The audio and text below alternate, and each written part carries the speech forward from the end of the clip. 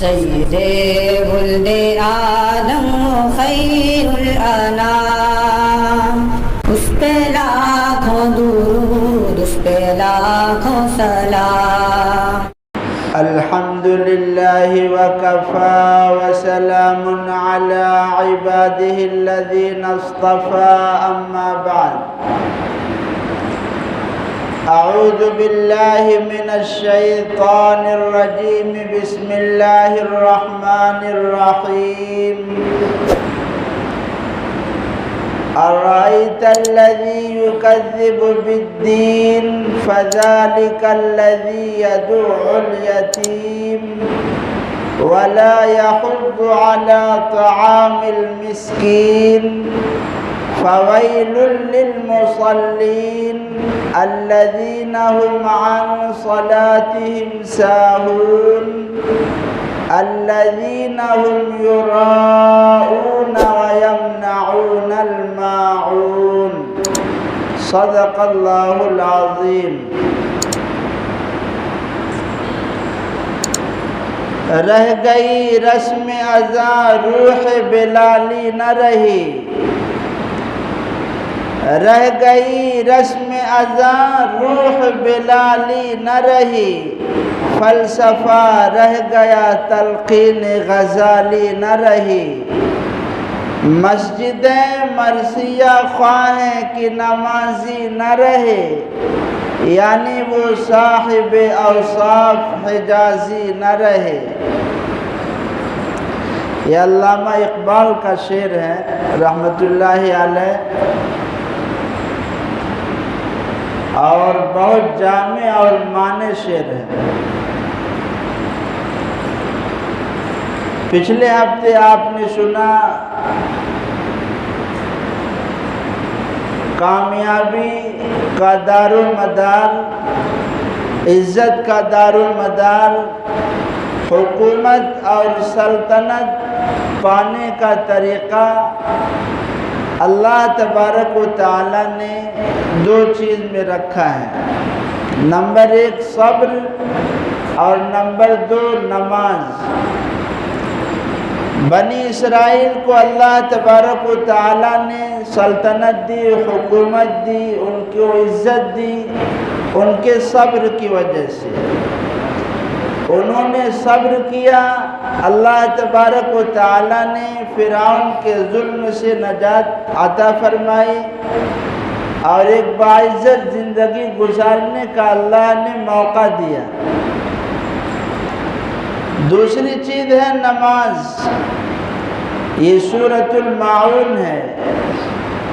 اللہ تبارک و تعالی اس میں ارشاد فرماتے ہیں، أَرَأَيْتَ الَّذِي يُكَذِّبُ بِالدِّينِ، کیا آپ نے اس شخص کو دیکھا جو روز جزا کو جھٹلاتا ہے، قیامت کے دن کو جھٹلاتا ہے؟ یہیں پہ سب چیز ہے، اسی پہ ہر چیز کی بنیاد ہے۔ آدمی اگر نماز نہیں پڑھ رہا ہے، بھلے ہی وہ زبان سے اقرار کرے کہ میں آخرت کو مانتا ہوں، مرنے کے بعد دوبارہ زندہ ہونا ہے، حساب کتاب ہوگا، لیکن اپنے عمل سے وہ یہ دکھلا رہا ہے کہ میں روز جزا کو نہیں مانتا، قیامت کے دن کو نہیں مانتا۔ اللہ تعالیٰ پیغمبر صلی اللہ علیہ وسلم سے ارشاد فرما رہے ہیں، أَرَأَيْتَ الَّذِي يُكَذِّبُ بِالدِّينِ، کیا آپ نے اس شخص کو دیکھا جو روز جزا کی تکذیب کرتا ہے، قیامت کے دن کو جھٹلاتا ہے؟ اور اس کی کیا کیا صفات ہیں؟ جو قیامت کے دن کو جھٹلائے گا وہ کیا کرے گا؟ آگے اللہ نے ارشاد فرمایا، فَذَلِكَ الَّذِي يَدُعُ الْيَتِيمَ، ایسا آدمی جو قیامت کے دن کو نہیں مانے گا، چاہے وہ زبان سے ہو یا عمل سے ہو، وہ یتیموں کو جھٹکارے گا، یتیموں کی دیکھ ریکھ نہیں کرے گا، ان کو اگر مانگنے وہ آپ کے دروازے پر آ جائیں تو ان کی امداد نہیں کرے گا، دوسری صفت اللہ نے فرمائی فَذَلِكَ الَّذِي يَدُعُّ الْيَتِيمَ وَلَا يَحُضُّ عَلَى طَعَامِ الْمِسْكِينِ، مسکین اور غریب لوگوں کو کھانا کھلانے پر ایسا آدمی دوسرے کو ابھارے گا نہیں، ایک تو خود نہیں کرے گا، غریب اور مسکین کو کھانا نہیں کھلائے گا، دوسرے کسی کو ابھارے گا نہیں، بلکہ اگر کوئی کھلانا چاہتا ہے تو اس کو بھی یہ روکے گا۔ وَلَا يَحُضُّ عَلَى طَعَامِ الْمِسْكِينِ، آگے اللہ نے فرمایا فَوَيْلٌ لِّلْمُصَلِّينَ، بڑی خرابی ہے نمازیوں کے لیے۔ کون سے نمازی؟ الَّذِينَ هُمْ عَنْ صَلَاتِهِمْ سَاهُونَ، جو اپنی نماز سے غفلت برتتے ہیں۔ ایک تو پابندی سے نماز نہیں پڑھتے، دوسرے پڑھتے ہیں تو وقت کا لحاظ نہیں کرتے، اور نماز کیسے پڑھنی چاہیے ان کو یہ طریقہ بھی نہیں معلوم، بس مسجد میں آ جاتے ہیں، حاضری دے دیتے ہیں، لیکن جو نماز کی روح ہونی چاہیے وہ اس سے خالی ہوتے ہیں۔ الذین هم عن صلاتهم ساہون الذین هم یراؤن، اگر کبھی نماز پڑھ بھی لیتے ہیں یا کوئی نیک عمل کر بھی لیتے ہیں تو دکھلاوے کے لیے کہ یہ فلاں حاجی صاحب ہیں، یہ بھائی تہجد پڑھتے ہیں، یہ تو نمازی بن گئے ہیں۔ آگے اللہ نے فرمایا وَيَمْنَعُونَ الْمَاعُونَ، جو معمولی چیز سے روکتے ہیں، مثلا ماچس ہوئی، نمک ہوا، پانی ہوا، آپ کا پڑوسی اگر مانگنے کے لیے آئے تو دے دو، یہ ایسی چیزیں ہیں، معمولی چیزیں، منع نہیں کرنا چاہیے، لیکن ایسی معمولی چیزیں بھی یہ آدمی روکتا ہے۔ کون آدمی؟ جو روز جزا کو نہیں مانتا، قیامت کو نہیں مانتا۔ اب نماز کتنی اہم عبادت ہے کہ اللہ تبارک و تعالیٰ نے سارے احکامات زمین پر نازل فرمائے، لیکن نماز ایک ایسی عبادت ہے کہ آقا صلی اللہ علیہ وسلم کو معراج کرائی گئی، اور وہاں بلا کر کے اللہ تعالیٰ نے آپ صلی اللہ علیہ وسلم کو 50 وقت کی نماز عطا فرمائی۔ جب واپس ہو رہے تھے حضرت موسیٰ علیہ السلام کے کہنے پر آپ صلی اللہ علیہ وسلم تخفیف کی گزارش کیے، تخفیف کی درخواست کیے کہ یا اللہ یہ 50 وقت کی نماز ہے، اس میں کچھ تخفیف کر دی جائے۔ اللہ تبارک و تعالیٰ نے 5 وقت کی نماز کم کرتے رہے، 45 وقت کی نماز کم کر دی گئی، 5 وقت کی نماز باقی رہ گئی۔ موسیٰ علیہ السلام نے کہا ابھی جائیے آپ اور تخفیف کی درخواست کیجیے۔ آقا صلی اللہ علیہ وسلم نے فرمایا مجھے اب حیا آتی ہے، اب میں نہیں جانا چاہتا۔ اللہ کی طرف سے اعلان ہوا کہ یہ 5 وقت کی نماز ہے، آپ لے جائیے، لیکن آپ کی امت کا جو بھی آدمی 5 وقت کی نماز پڑھے گا ہم اسے 50 وقت کی نماز کا ثواب دیں گے۔ اب نماز کتنی عظیم دولت ہے اور کتنی اس کی اہمیت ہے اسلام کے اندر کہ اگر آدمی نماز ہی چھوڑ دے تو سمجھ لو وہ دین سے نکل گیا۔ آدمی کے اور کفر کے درمیان نماز ہے، صرف آدمی نماز اگر چھوڑ دیا سمجھ لو کفر کے دائرے میں داخل ہو گیا۔ اللہ تبارک و تعالیٰ کی جتنی مخلوقات ہیں ہر مخلوق اللہ کی تسبیح اور پاکی بیان کرتی ہے، چاہے وہ ذی روح ہو چاہے غیر ذی روح ہو۔ یہاں تک کہ بعض بزرگوں نے لکھا ہے ہر جانور کی الگ الگ تسبیح ہے۔ خنزیر جو سور ہے، سور کیا کہتا ہے کہ اللہ کا شکر ادا کرتا ہے، اور یہ کہتا ہے خنزیر کہ اللہ آپ کا شکر ہے کہ آپ نے ہمیں خنزیر بنایا، آپ نے ہمیں خنزیر بنایا، کوئی اور جانور نہیں بنایا، آپ کا شکر ہے کہ آپ نے ہمیں خنزیر بنایا لیکن بے نمازی نہیں بنایا۔ کیا کہتا ہے؟ آپ نے ہمیں خنزیر بنایا لیکن آپ نے ہمیں بے نمازی نہیں بنایا۔ حدیث پاک کے مفہوم کے تحت کہ اگر جس گھر میں ایک بے نمازی ہوتا ہے اس کے اثرات 40 گھروں پر پڑتے ہیں۔ اب آپ اندازہ لگائیے، حج نابالغ پر فرض نہیں ہے، زکوٰۃ نابالغ پر فرض نہیں ہے، روزہ نابالغ پر فرض نہیں ہے، لیکن نماز ایک ایسی عبادت ہے کہ جناب رسول اللہ صلی اللہ علیہ وسلم نے ارشاد فرمایا، جب تمہارا بچہ 7 سال کا ہو جائے تو اس کو نماز کا حکم دو۔ روزے کے بارے میں نہیں فرمایا، زکوٰۃ کے بارے میں نہیں فرمایا، حج کے بارے میں نہیں فرمایا۔ جب نماز کی باری آئی تو اللہ کے نبی صلی اللہ علیہ وسلم کیا ارشاد فرما رہے ہیں؟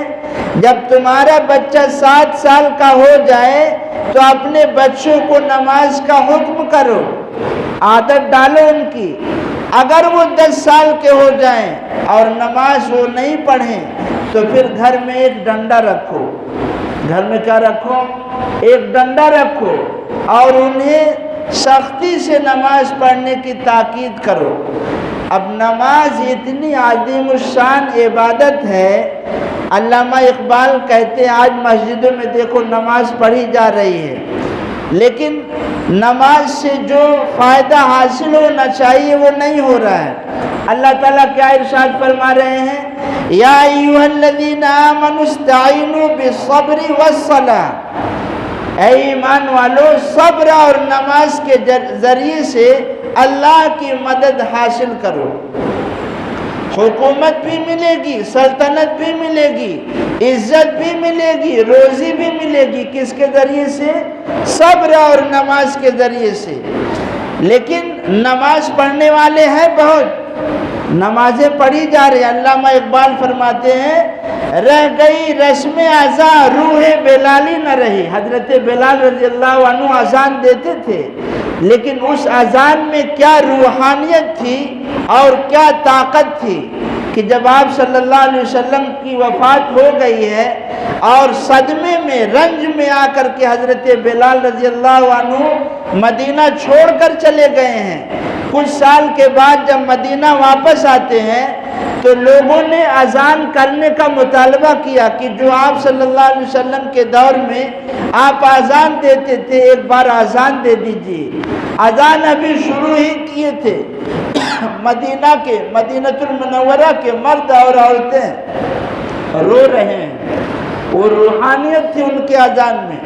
علامہ اقبال فرماتے ہیں رہ گئی رسم اذاں روح بلالی نہ رہی، فلسفہ رہ گیا تلقین غزالی نہ رہی، مسجد مرثیہ۔ تو آپ سوال کرنے والا سوال کرتا ہے کہ حضرت آپ کیسے کہہ رہے ہیں کہ رہ گئی رسم اذاں روح بلالی نہ رہی؟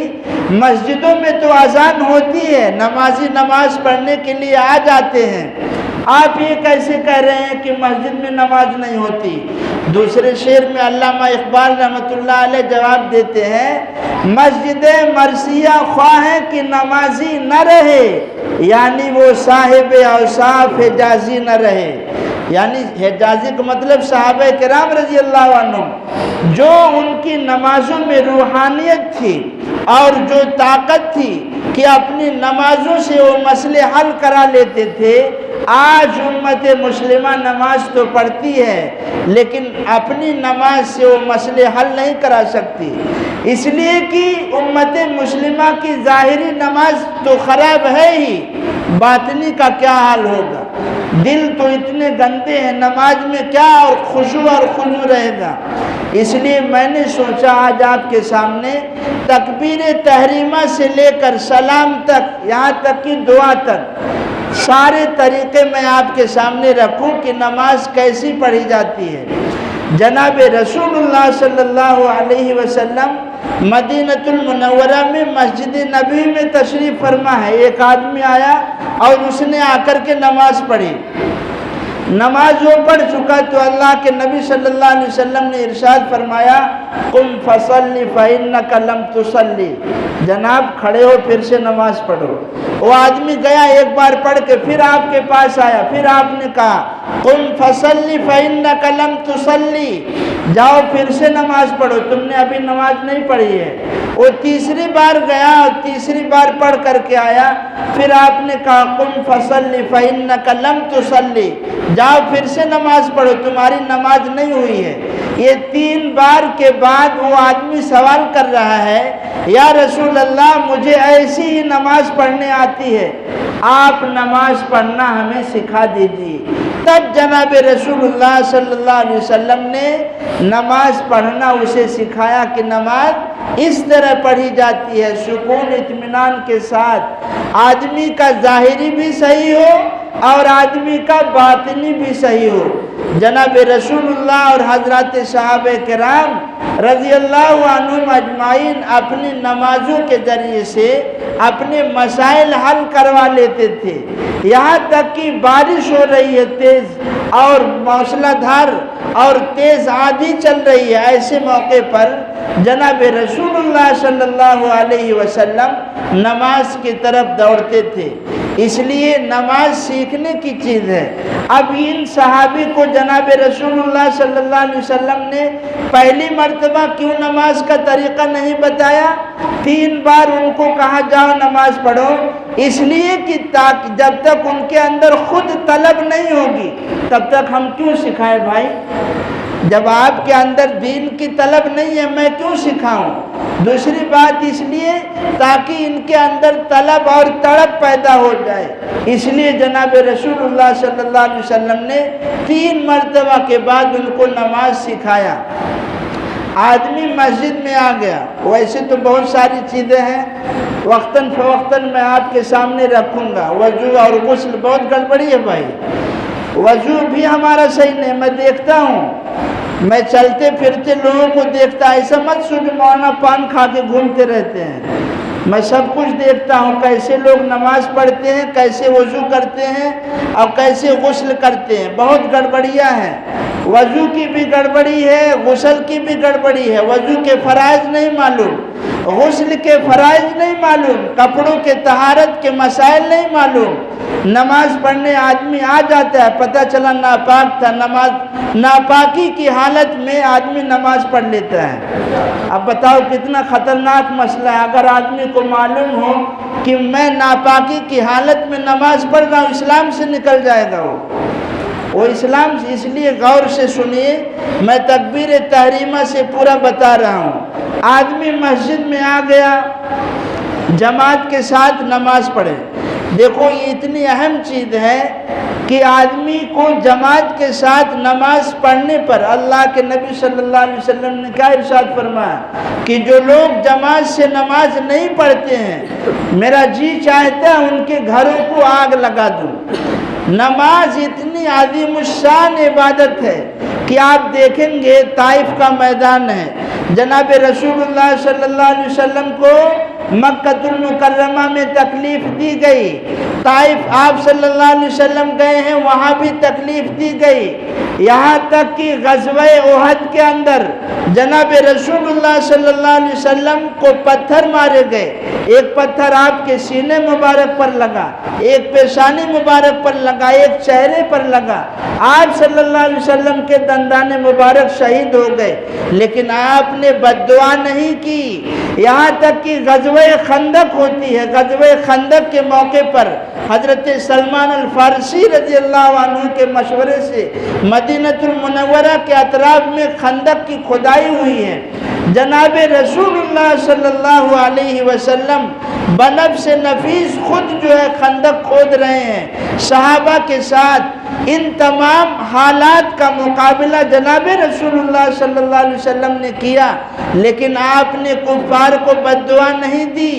غزوہ خندق کے موقع پر آپ کی نماز قضا ہو جاتی ہے، تاخیر ہو جاتی ہے، یہاں تک کہ آپ دیکھتے ہیں کہ سورج کے اندر پیلا پن ہو رہا ہے، تب جناب رسول اللہ صلی اللہ علیہ وسلم نے بد دعا دی کہ اللہ ان لوگوں کو جن کی وجہ سے ہماری نماز قضا ہوئی ہے، اللہ ان کے گھروں کو اور ان کی قبروں کو آگ سے بھر دیجیے۔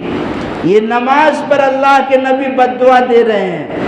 آپ کو مارا گیا، ستایا گیا، لیکن آپ نے بد دعا نہیں دی۔ غزوہ طائف میں تو آپ نے یہ کہا اللہم اہد قومی فإنہم لا یعلمون، اللہ یہ طائف والے جانتے نہیں، آپ انہیں ہدایت دے دیجئے۔ اسی طرح غزوہ احد کے اندر آپ نے بد دعا۔ غزوہ خندق میں نماز کے قضا ہونے پر جناب رسول اللہ صلی اللہ علیہ وسلم کیا بد دعا دے رہے ہیں کہ اللہ ان کے گھروں کو اور ان کی قبروں کو آگ سے بھر دیجئے۔ اس لیے نماز جتنی عظیم الشان عبادت ہے ویسے ہی اہمیت سے سیکھنے کی ضرورت ہے۔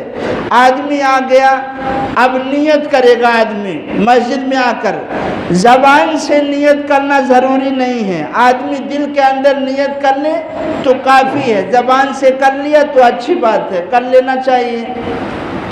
اس کے بعد آدمی ہاتھ اٹھاتا ہے، ذرا ہاتھ اٹھا کے بتاؤ کیسے اٹھاؤ گے؟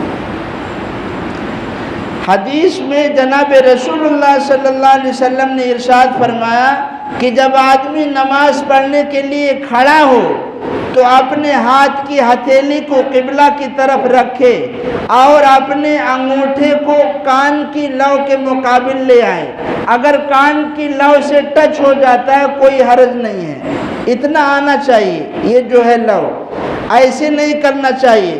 دیکھ لینا اپنی نماز پر دھیان دیجئے کیسے ہم تکبیر تحریمہ کرتے ہیں۔ ہاں کچھ لوگ ایسے بھی کرتے ہیں، تلوار چلاتے ہیں اور نماز میں، تو ایسا مت کریے۔ یہ ہاتھ کی ہتھیلی ہمارے قبلے کی طرف ہو، انگوٹھا ہمارا کان کی لو کے مقابل آ جائے، یوں ایسے۔ اگر کان کی لو سے ٹچ ہو جاتا ہے کوئی بات نہیں، ہتھیلی کا رخ بالکل قبلہ کی طرف ہونا چاہیے۔ یہ کس کا ہے؟ مرد کی نماز کا طریقہ ہے۔ حدیث میں ہے کہاں تک؟ کان کے مقابل۔ جناب رسول اللہ صلی اللہ علیہ وسلم ایسی ہی نماز پڑھتے تھے۔ عورت کان کے لو تک ہاتھ نہیں اٹھائے گی، وہ اپنے موڈوں یہ کاندھوں تک، سینے تک ہاتھ اٹھائے گی۔ عورت کی نماز کا مسئلہ الگ، بہت سارے مسئلے ہیں۔ یہیں پر میں یہ بھی کہہ دوں بہت سارے لوگوں کو اعتراض بھی ہوگا، اس لیے کہ میرے ساتھ ایسا ہو چکا ہے۔ اب ہو چکا ہے، کیا ہوا ہے بتاؤں گا تو 2-3 بج جائے گا، دیکھ لو ٹائم ہو گیا ہے۔ بہرحال تو یہ ہمارا مردوں کا کیا ہے طریقہ جو بتایا، تکبیر کرنا ہے نہیں۔ اب آدمی اللہ اکبر کہہ کر کے نیت باندھ لے۔ یہ دیکھو یہ چھوٹی انگلی اور انگوٹھا، ان دونوں سے آدمی ایسے پکڑ لے اور یہ 3 انگلی اوپر رہے، اور کہاں باندھنا ہے؟ ناف کے نیچے باندھنا ہے۔ مردوں کی نماز کا طریقہ ناف کے نیچے باندھنا ہے۔ جناب رسول اللہ صلی اللہ علیہ وسلم ناف کے نیچے ہاتھ باندھتے تھے۔ عورتیں کا مسئلہ الگ ہے، وہ اپنے سینے پر ہاتھ باندھیں گی۔ سمجھ رہے ہو؟ میرے پاس بہت ساری باتیں ہیں، مجھ کو معلوم ہے کہ ان کو اعتراض ہے، لیکن ان کی بات چلاؤں گا تو پھر وقت زیادہ کھینچ دوں گا میں۔ یہ ہو گیا ہمارا نیت باندھنے کا طریقہ، ٹھیک ہے۔ اب ہم کیا کریں گے؟ ثنا پڑھیں گے۔ ثنا پڑھنے کے بعد اعوذ باللہ بسم اللہ پڑھ کے ہم سورۃ الفاتحہ پڑھیں گے، سورت ملائیں گے، رکوع میں جائیں گے۔ رکوع میں گڑبڑی کرتے ہیں بھائی سب لوگ، اکثر لوگ۔ رکوع میں ہمارا یہ سر اور یہ پیٹھ سب پورا ایک دم سمپل برابر ہونا چاہیے، ٹائٹ ایک دم۔ کچھ لوگ پیر کو جو ہے سمیٹ دیتے گھٹنے کو، اور یوں جو ہے گھٹنے کو ایسے مضبوطی سے ہم کو پکڑنا ہے، تب نہ ایک دم ٹائٹ ہوگا، ایک دم ایسے۔ عورتیں بس ایسی اس پہ ہاتھ رکھیں گی اور زیادہ جھکیں گی بھی نہیں۔ مردوں کو بالکل اچھے طریقے سے رکوع کرنا ہے۔ اس کے اندر ہمیں تسبیح پڑھنی ہے، سبحان ربی العظیم، کم سے کم 3 مرتبہ۔ آدمی کھڑا ہو گیا قومہ کی طرف۔ اب قومے میں بعض لوگ گڑبڑی، میں تو دیکھا ہوں ادھر ایسے کھڑے ہوئے نماز پڑھنے کے لیے، سمیع اللہ لمن حمدہ، اللہ، فوراً جو ہے سجدے میں چلے گئے۔ نماز ہی نہیں ہوگی، نماز ہی نہیں ہوگی۔ آدمی جب تک ایک دم سیدھی طریقے سے کھڑا نہ رہ جائے اور 1 مرتبہ سبحان اللہ کے بقدر آدمی کھڑا نہ رہے، واجب تو چھوٹ رہا ہے، نہیں، سجدہ 100 کرنا پڑے گا، کہاں نماز ہوگی؟ اس لیے کم سے کم مسئلہ یہ لکھا ہوا ہے جتنا آدمی 3 مرتبہ رکوع میں تسبیح پڑھتا ہے اتنے دیر کم سے کم کھڑا رہے. اگر نہیں کھڑا رہ سکتا ہے، جلدی ہے بھائی، تو کم سے کم اتنا تو کہ ہر اعضا سکون سے آدمی اطمینان سے کھڑا رہے، پھر جو ہے سجدے میں جائیں. سجدے میں جانے میں گڑبڑی کرتے ہیں، بڑی فضیلتیں ہیں بھائی، میں بتاؤں گا تو وقت ہو جائے گا. امام جو ہے سمیع اللہ لمن حمدہ کہے گا اور مقتدی لوگ کہیں گے ربنا ولک الحمد. اب اس کے آگے بھی حمدن کثیرن طیبن مبارکن فی. جناب رسول اللہ صلی اللہ علیہ وسلم نے دیکھا کہ 30 فرشتے دوڑ رہے ہیں اس کی نیکیاں لکھنے کے لیے، اتنی اس کی فضیلت ہے. بہت ساری باتیں ہیں. یہ آدمی کامہ کیا. اب سجدے میں جانا ہے تو سجدے میں عام طور پر کیا کرتے ہیں، سجدے ہم کو کھڑے ہو کے جب ہم کو سجدے میں جانا ہے تو پہلے ہی سے جھک جاتے ہیں. جھکنا نہیں ہے، بالکل ایسے سیدھا ہم کو جانا ہے. یہ ہم کو جھکانا نہیں ہے سینہ، سیدھا ہم کو جانا ہے. پہلے گھٹنا رکھنا ہے، پھر ہاتھ رکھنا ہے، پھر ناک رکھنا ہے، پھر پیشانی رکھنا ہے. سجدے میں جاتے ہوئے اس دھڑ کو ہم کو جھکانا نہیں، بالکل سیدھا. سمجھ رہے ہیں بات؟ پیر کی انگلیاں سجدے میں، یہ سب انگلیاں جو ہیں قبلے کی طرف ایسے مڑی رہنی چاہیے. دونوں ہاتھ کے بیچ میں آدمی سجدہ کرے، دونوں ہاتھ کے بیچ میں آدمی سجدہ کرے. سجدے سے پھر بیٹھے، اس میں چاہے اگر تو رب اغفر لی پڑھ لے ایک بار، اور اگر نہیں چاہتا تو اس سے بڑی بھی دعا ہے، اللہم اغفر لی ورحمنی وعافنی واہدنی وارزقنی واجبرنی. کئی ساری دعائیں ہیں، یہ سب دعا پڑھ لی. اطمینان سے بیٹھے، پھر دوسرا سجدہ کرے. اس میں ناک بھی لگنی ہے، پیشانی بھی لگنی ہے. اب آدمی جب کھڑا ہوگا تو بالکل شروع ہی سے نہ جھک جائے، بالکل جیسے بیٹھا تھا ویسے ہی آدمی کھڑا ہو جائے. بات سمجھ میں آ رہی ہے؟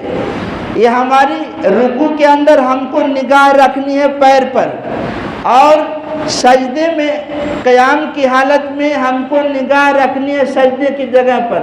اب اس میں ایک گڑبڑی ہوتی ہے، کچھ لوگ کرتے ہیں کہ بالکل سینے سے جو ہے یہ لگا دیتے، تھوڑی غلط ہے. یہ ہم کو سینے سے ایسے نہیں لگانا ہے، بس اتنا جو ہے ہمارا سر رہے کہ ہماری نگاہ جو ہے سجدے کی جگہ پر ہو. 1 رکعت آپ کی ہوئی، اس کے بعد ایسے ہی دوسری رکعت پڑھیں گے، تیسری رکعت پڑھیں گے، چوتھی رکعت پڑھیں گے، جو بھی پڑھیں گے. بہت ساری باتیں ہیں. اب اس میں جو آدمی سلام پھیرے گا تو سلام میں بھی گڑبڑی کرتے ہیں. امام صاحب سلام پھیر رہے ہیں تو مقتدیوں کی جنات وغیرہ کی نیت کریں. اور سلام پھیرنے کا جو طریقہ، کچھ لوگ کہتے ہیں السلام علیکم ورحمۃ اللہ، پورا ایک دم گھما دیتے ہیں انجن، اب پورا ایسے سر گھما دیتے ہیں. کچھ لوگ ایسے کرتے ہیں. گڑبڑی جو بھی ہے سیدھا سیدھا السلام علیکم ورحمۃ اللہ، السلام علیکم ورحمۃ اللہ، الحمدللہ.